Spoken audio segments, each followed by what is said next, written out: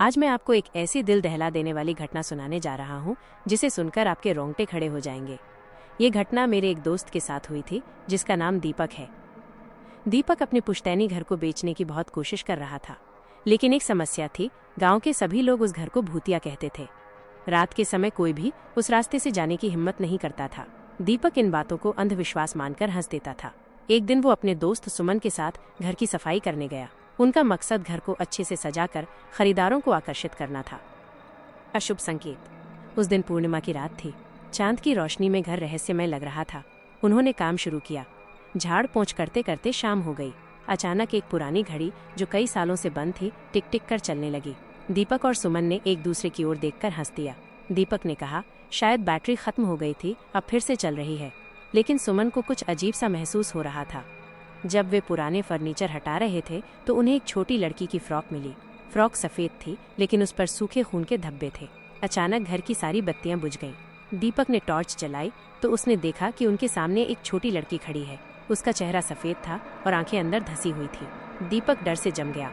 उसने जैसे तैसे टॉर्च घुमाकर दूसरी तरफ देखा तो दीवार पर एक नई तस्वीर बनी हुई थी, जिसमें एक गुड़िया को खून में सना हुआ दिखाया गया था। भयंकर गुड़िया, लड़की ने फुसफुसाकर कहा। मेरी गुड़िया कहाँ है?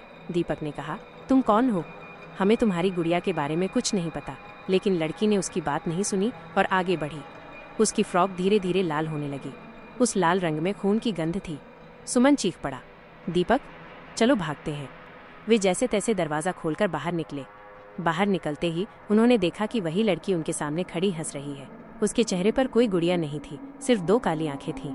उसके मुंह से एक भयानक हंसी निकल रही थी जो इंसानों की हंसी नहीं थी।